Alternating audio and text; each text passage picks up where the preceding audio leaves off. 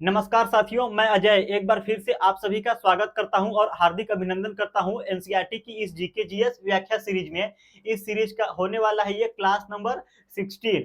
इसमें हम लोग पढ़ रहे हैं क्लास 7 और क्लास 7 की जो एनसीईआरटी है। आज के बाद 2 वीडियो और आएगा, 2 वीडियो में आप लोगों का क्लास 7 की कंप्लीट एनसीईआरटी हो जाएगी। फिर से जैसा मैंने आप लोगों को बोला है कि जो क्लास 6 का आप लोगों का सारे चैप्टर का एक साथ कंपाइल करके नोट्स दूंगा, वो आप लोगों को मिलेगा, यानी कि मंडे ट्यूसडे या वेडनेसडे को आप लोगों को टेलीग्राम पे मिल जाएगा क्लास 6 के सारे नोट्स का पीडीएफ एक साथ। ट्यूसडे या वेडनेसडे को मिल जाएगा पीडीएफ। आपको कहां पर मिलेगा? टेलीग्राम का लिंक वीडियो के डिस्क्रिप्शन बॉक्स में है, वहां से टेलीग्राम को ज्वाइन कर लीजिए। वहीं पे आप लोगों को A4 साइज में प्रिंटेबल फॉर्मेट में क्लास 6 का पूरे चैप्टर का नोट्स एक साथ देखने को मिल जाएगा। हालांकि क्लास 7 की एनसीईआरटी में 2 क्लास और लगेंगे। फिलहाल अभी हम लोग इस सीरीज में कंटिन्यू कर रहे हैं विज्ञान को। तो विज्ञान में देखिए, हम लोग क्लास 7 की एनसीईआरटी को पढ़ रहे हैं। इस चैप्टर में हम लोग इस बुक में हम लोगों ने यहाँ से चैप्टर 1 से लेके चैप्टर 8 तक हम लोगों ने टोटल 8 चैप्टर को कंप्लीट कर लिया। आज चैप्टर नंबर 9 है, गति एवं समन्वय। देखिए, बहुत ही ज्यादा छोटा चैप्टर, बहुत इजी चैप्टर है। तो आज फिलहाल संडे था, तो संडे को मेरे पास भी समय थोड़ा कम था, क्योंकि पर्सनल टाइम में अपने खुद के लिए यूज करता हूँ। तो इसीलिए आज मैंने छोटा सेशन रहेगा, बहुत ज्यादा समय नहीं लगेगा, मतलब आधा घंटा 40 मिनट का नहीं रहेगा, तो एकदम है। और इसके बाद देखिए हम लोग को क्या बचा है क्लास 7 के एनसीईआरटी में। विद्युत धारा और इसके प्रभाव और प्रकाश बचा है। वन हमारी जीवन रेखा, अपशिष्ट जल की कहानी। तो देखिए, चैप्टर 12 और 13 को एक साथ एक वीडियो में कवर अप करूंगा। और कल जो आएगी मंडे को वीडियो आएगा विद्युत धारा और इसके प्रवाह और प्रकाश को, इन दोनों को एक साथ कवर कर लूंगा। तो टोटल 2 वीडियो और आएगा। और फिलहाल आज के हम लोग पढ़ेंगे इस वीडियो में गति एवं समन्वय। तो 2 वीडियो में आप लोगों को क्लास 7 की एनसीईआरटी कंप्लीट हो जाएगा। आप लोग को मैं नोट्स दूंगा क्लास 6 का वेडनेसडे या ट्यूसडे को, तो आप लोग उसका जरूर बताइएगा कि नोट्स आप लोग को कैसा लगा। इसी तरह मैं सारे एनसीईआरटी को एक साथ कंप्लीट करके कंपाइल करके नोट्स भी दे दूंगा। और मैं कोशिश कर रहा कि जैसे क्लास 6 कंप्लीट हो चुका है तो उसका एक मैराथन वीडियो रिकॉर्ड करके डाल दूं, ताकि आप लोग एक साथ जो 1.5-2 घंटे का वीडियो होगा उसमें एक ही साथ में आप क्लास 6 कंप्लीट रिवीजन कर लो। तो फिलहाल बिना समय को वेस्ट किए हम लोग चलते हैं आज के अपने क्वेश्चन की तरफ। Class 7 NCERT chapter 7, NCERT class 7 का चैप्टर नंबर 9 है, मोशन एंड टाइम। तो देखिए फ्रेंड्स, बहुत इजी चैप्टर है। तो आज के इस सीरीज में मैंने कोशिश किया है कि एनसीईआरटी जो बुक है उसका मैं आप लोगों को स्लाइड वगैरह नहीं दिखाऊंगा, क्योंकि बहुत बच्चों वाला क्वेश्चन था, तो मैंने उसको इसका जो स्क्रीनशॉट होता है बुक का नहीं लगाया है। बाकी सारे क्वेश्चन एनसीईआरटी के लाइन बाय लाइन है, तो आप लोग उसको लेकर घबराइएगा नहीं। क्वेश्चन नंबर 1, दूरी समय ग्राफ में यदि रेखा मूल बिंदु से सीधी रेखा के रूप में ऊपर की जाए, मूल बिंदु से सीधी रेखा के रूप में ऊपर की ओर जाती है, तो यह क्या दर्शाता है? समान चाल, असमान चाल, वस्तु स्थिर है। तो देखिए फ्रेंड्स, पहले दूरी समय ग्राफ क्या होता है। दूरी समय ग्राफ में डिस्टेंस को हमेशा हम लोग दिखाते हैं वाई एक्सिस पर। डिस्टेंस कहां पर रहेगा? Y axis. और एक्स एक्सिस पर हमेशा समय रहेगा, इस चीज को अवश्य याद रखिएगा। जो दूरी हमेशा वाई एक्सिस पर और समय को एक्स एक्सिस पर दिखाएंगे। अब यहाँ पर देखिए, जैसे जब ऑब्जेक्ट हमारा स्टेशनरी यानी कि वस्तु जब स्थिर रहती है, जब वस्तु कोई स्थिर है, समय बढ़ेगा। जैसे समय तो कांस्टेंट होगा नहीं, समय बढ़ता जाएगा। और यहाँ पे जो दूरी है, दूरी एक स्थान पर फिक्स है, तो समय के साथ वस्तु अपना पोजीशन नहीं चेंज करेगा, उसको बोलते हैं स्टेशनरी ऑब्जेक्ट या वस्तु स्थिर है। तो जो स्थिर ऑब्जेक्ट रहेगा उसका ग्राफ ऐसा बनेगा। समय बढ़ेगा, वस्तु जो वाई एक्सिस पे नहीं जाएगा, डिस्टेंस ट्रेवल नहीं करेगा, और उसका एक सीधी लाइन में ग्राफ आएगा पैरेलल टू एक्स एक्सिस। तो कभी कभी आप लोगों को क्वेश्चन ग्राफ वाला इस तरह से लिख कर दे देगा कि दूरी समय ग्राफ जब वस्तु स्थिर है तो उसका ग्राफ कैसा होगा, तो उसका जो ग्राफ रहेगा पैरेलल टू एक्स एक्सिस।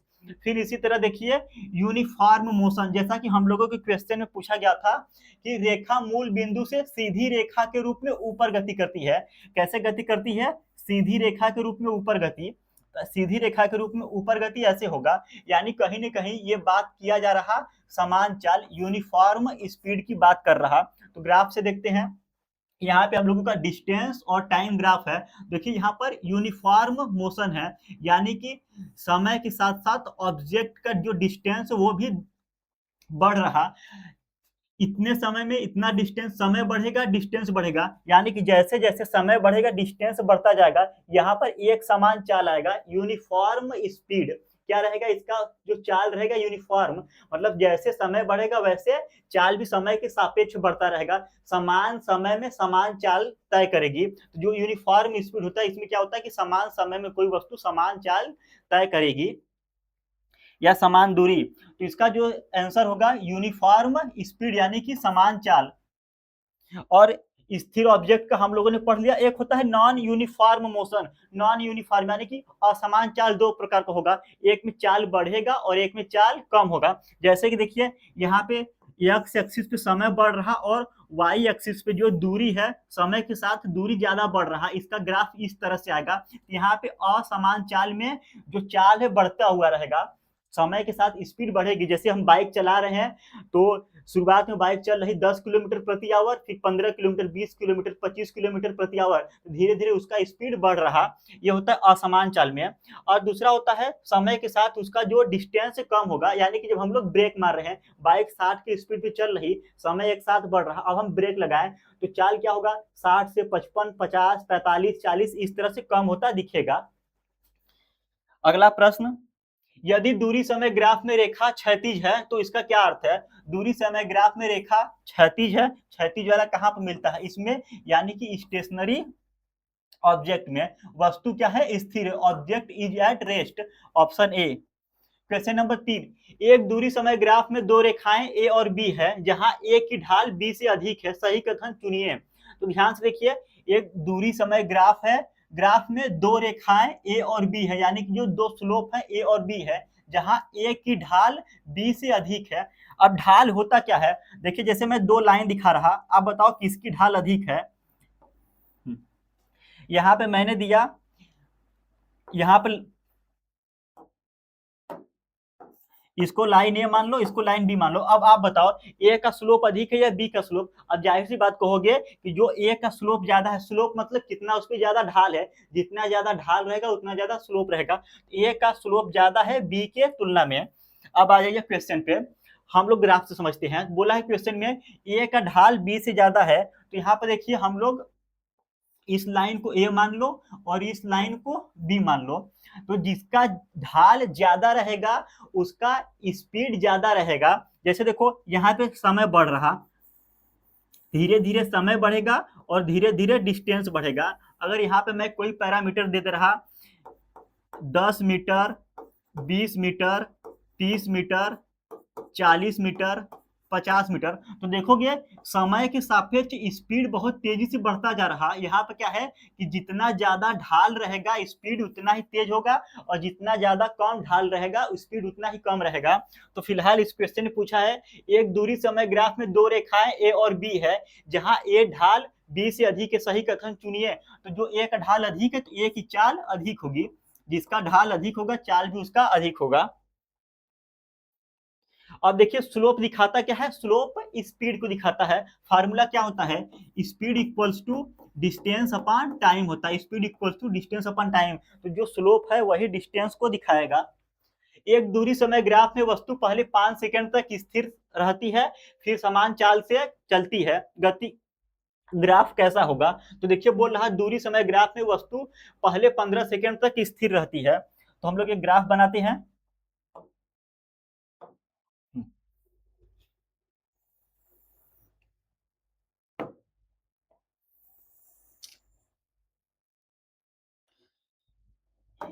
ये एक्स एक्सिस पे हो गया, यानी कि समय हो गया, समय टी हो गया, वाई एक्सिस पे डिस्टेंस हो गया, दूरी समय ग्राफ हो गया। अब इसमें हम लोग समय दिखा दे रहे हैं। क्या बोला है? 5 सेकंड तक स्थिर रहती है फिर समान चाल से चलती है। तो ग्राफ कैसा होगा? 5 सेकंड, 10, 15, 20। तो यहाँ पे बोला है कि वस्तु पहले 5 सेकंड तक स्थिर रहेगी, तो देखिए इसका ग्राफ कुछ ऐसा जाएगा।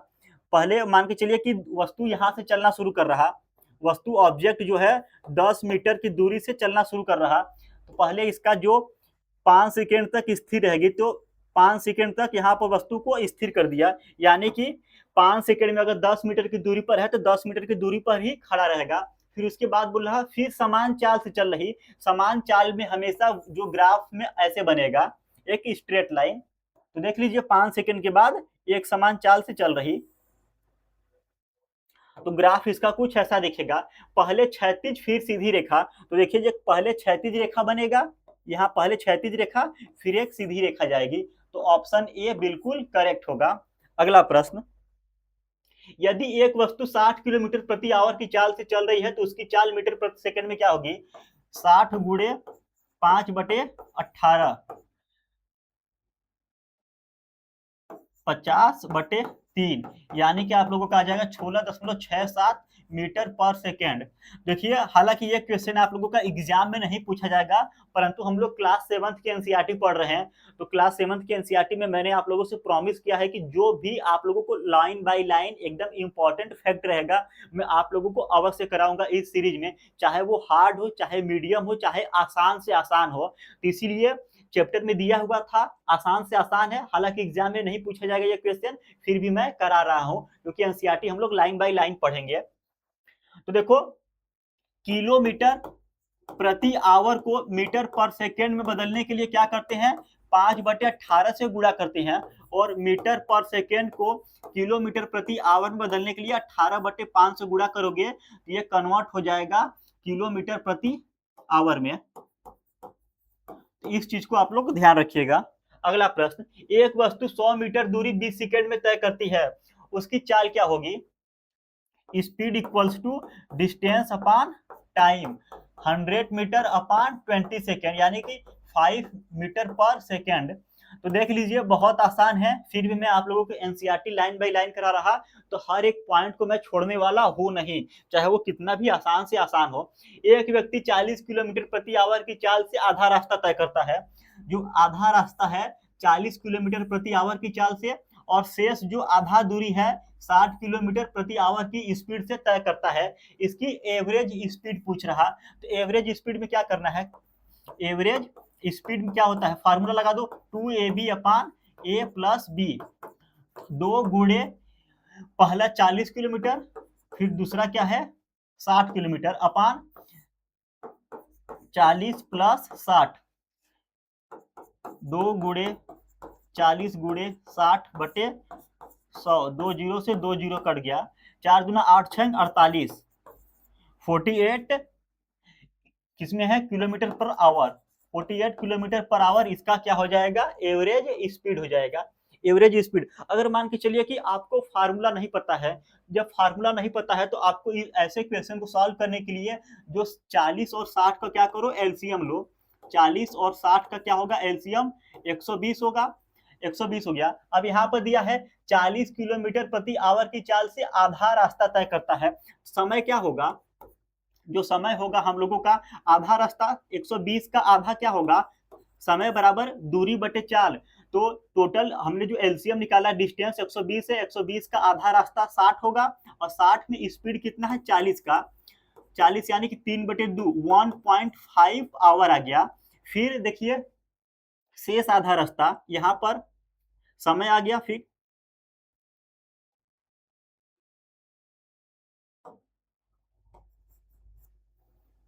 यहाँ पर टाइम t1 और यहाँ पे टाइम t2, समय क्या होगा? दूरी बटे चाल, फिर जो शेष आधा रास्ता यानी 120 का 60 कितने स्पीड से तय करता है? 60/60, यानी कि यहाँ पर क्या आ गया? 1 आवर। तो जो टोटल टाइम लगा 120 किलोमीटर को तय करने में 1.5 + 1 2.5 आवर। तो औसत चाल क्या पूछ रहा?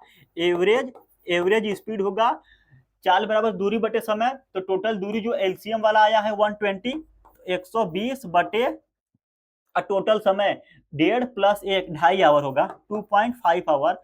एक जीरो बढ़ा दो, यहाँ पर डेसिमल हट जाएगा, फिर जीरो से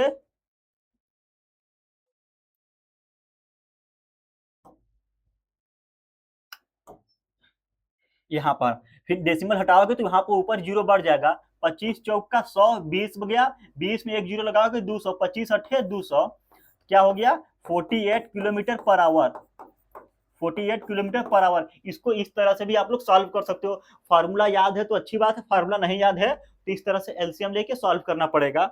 अगला प्रश्न, समान चाल का सही उदाहरण कौन सा है? जब समान चाल रहेगा, यानी कि यूनिफॉर्म मोशन में समान समय में समान दूरी तय करेगी।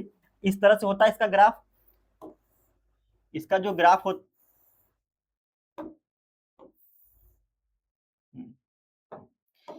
यहाँ एक्स एक्सिस पे समय हो गया, वाई एक्सिस पे डिस्टेंस हो गया, तो इसका ग्राफ इस तरह से देखने को मिलता है।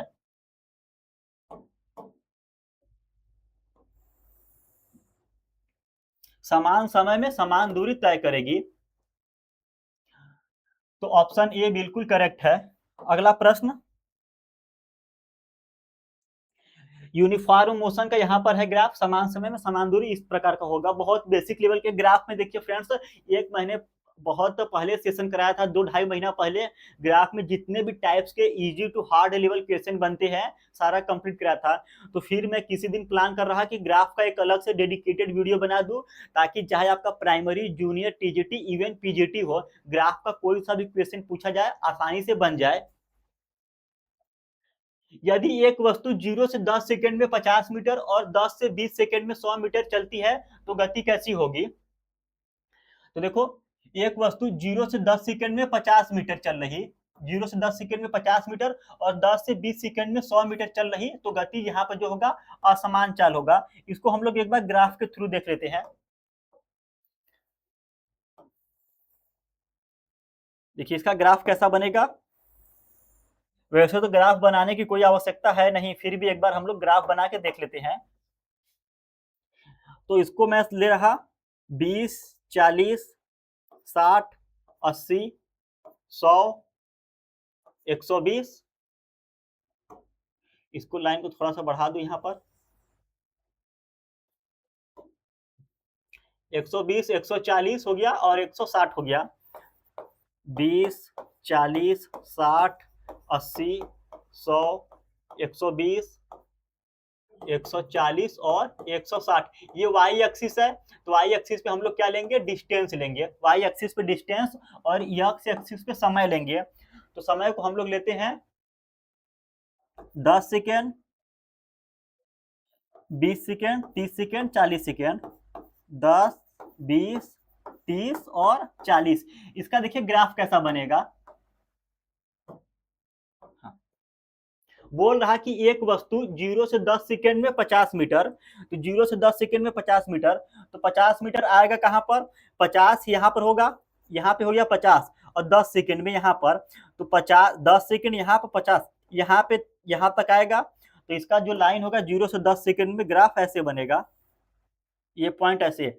अब इसके आगे बोल रहा फिर अगले 10 से 20 सेकेंड में 100 मीटर चलती है। तो अगला जो 10 से 20 सेकेंड है इसमें 100 मीटर, 100 मीटर कहने का मतलब 150 मीटर पे जाएंगे। तो 150 आप लोगों का यहां देखने को मिलेगा। तो 20 और 150 ये होगा। फिर इसका ग्राफ इस तरीके से जाएगा, ये यहां पर।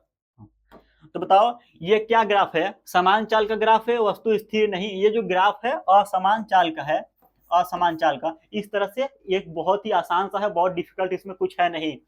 अगला प्रश्न, समय समय मापने के लिए सबसे सटीक उपकरण कौन सा है? तो समय मापने के लिए हम लोग घड़ी भी यूज करते हैं, स्टॉप वॉच भी यूज करते हैं और सन क्लॉक यानी कि सन डायल जो होता है, सूर्य घड़ी भी यूज करते हैं।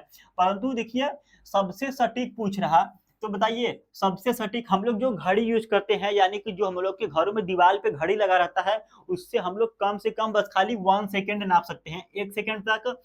और जो सूर्य घड़ी है इससे केवल हम लोग दोपहर के समय टाइम को देख सकते हैं, वो भी एग्जैक्ट टाइम को नहीं देख सकते। इससे हम लोग ऑन एन एवरेज आवर्स में मेजर करते हैं। तो समय हम लोग इससे जो निकालते हैं घंटों में निकालते हैं, इससे मिनिमम इसका जो होगा सेकेंड में। परंतु जो स्टॉप वॉच है, स्टॉप वॉच से हम लोग मिली सेकेंड तक मेजर करते हैं, मिली सेकेंड। तो सबसे सटीक उपकरण जो होगा हम लोगों का स्टॉप वॉच होगा, सबसे एग्जैक्ट होगा जो टाइम मेजर करने के लिए स्टॉप वॉच, क्योंकि ये 1 सेकेंड को तोड़ देता है 100 पार्ट्स में, 1 सेकेंड को 100 पार्ट्स में तोड़ता है।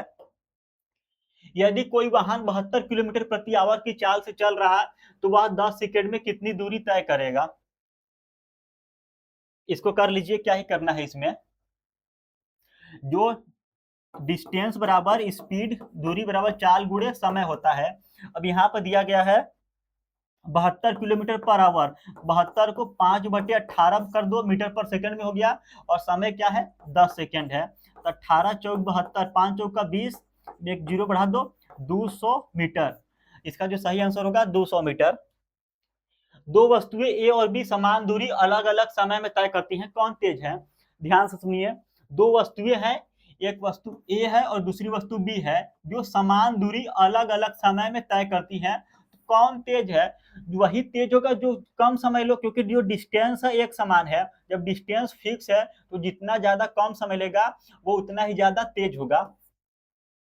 देखिए यहाँ से क्या होता है, speed equals to distance upon time.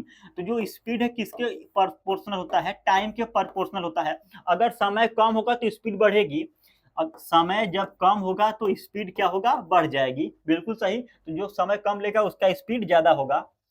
यदि दो वाहन समान दिशा में चल रहे हैं तो उनकी चाल समान है और उनके बीच की दूरी क्या होगा? दो वाहन है, ये समान दिशा में चल रहे हैं, तो मान के चलिए कि एक वाहन ए हो गया और एक वाहन बी हो गया, दोनों समान दिशा में चल रहे हैं, उनके बीच की और उनकी चाल समान है। अगर इसकी चाल मान के चलो 5 मीटर पर सेकेंड है और इसकी चाल भी 5 मीटर पर सेकेंड है, तो उनके बीच की दूरी क्या होगी? अगर समान दिशा में समान चाल से चल रहे हैं, अगर इनके बीच का दूरी 10 मीटर है तो ये दूरी कांस्टेंट रहेगा, दूरी न तो बढ़ेगा न तो घटेगा, दूरी एक समान स्थिर बनी रहती है। तो दूरी बढ़ता भी नहीं है घटता भी नहीं है, अगर एक समान चाल से चलेंगे समान दिशा में तो वो स्थिर बना रहेगा। अगला प्रश्न, यदि दूरी समय ग्राफ वक्र है तो यह क्या दर्शाता है?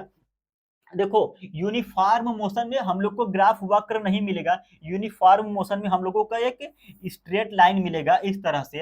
असमान चाल कुछ भी हो सकता है, असमान चाल ऐसा, असमान चाल हम लोगों का ऐसा भी हो सकता है, ऐसा भी हो सकता है, इसका ग्राफ किसी तरह हो सकता है। जो वस्तु स्थिर रहती है, स्थिर वस्तु का ग्राफ हमेशा ऐसे बनेगा। तो कह रहा कि दूरी समय ग्राफ कर्व है तो यह क्या दर्शाता है? जब कर्व है तो यह नॉन यूनिफॉर्म मोशन, असमान चाल दिखाएगा, असमान चाल। और आज के सेशन का लास्ट क्वेश्चन, एक वस्तु पहले 10 सेकंड में 20 मीटर, अगले 10 सेकंड में 40 मीटर और अगले 10 सेकंड में 60 मीटर चलती है, औसत चाल क्या होगा? तो एवरेज स्पीड होगा जो total distance upon total time, total distance upon total time. तो टोटल डिस्टेंस क्या है? 20 मीटर, 40 मीटर और 60 metre, 40 20 60 60 120 metre, total distance 120 metre हो गया।